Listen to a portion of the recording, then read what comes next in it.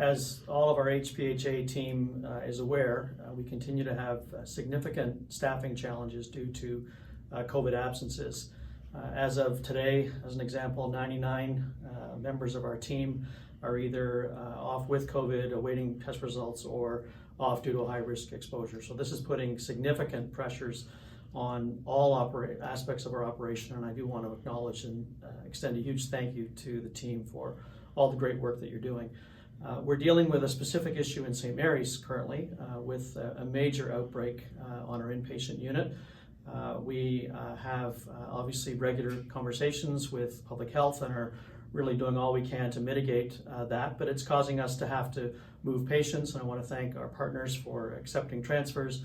It's causing us obviously to have to look at different staffing models, and it's having significant impacts on the entire organization. With that, we're also needing to extend our emergency department's reduced hour operation through May 2nd. Those are really hard decisions to make, and they're really hard on the team, and I acknowledge and I recognize that. But due to the incredible volume of community transmission that we're dealing with COVID, our staffing pressures are just not allowing us to comfortably staff and safely staff the unit on a 24-hour basis. We'll obviously communicate and regularly update members of the team on where that stands. We send out regular information to our communities and to all of our partners, but it really is a decision that we feel is the most responsible in the moment, but I recognize very hard on everybody.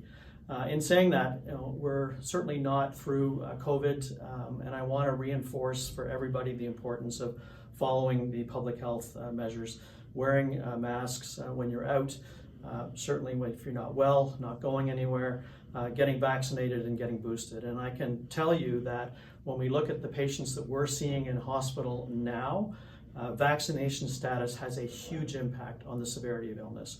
In fact, we are not seeing any severe illnesses from the outbreak with all the patients that are affected. So it's a really great reminder that these measures work. They obviously add to each other, whether you're masking and you're vaccinated and you're boosted, but I can't implore enough on people as somebody working in the health system who is living this every day and seeing the results of COVID.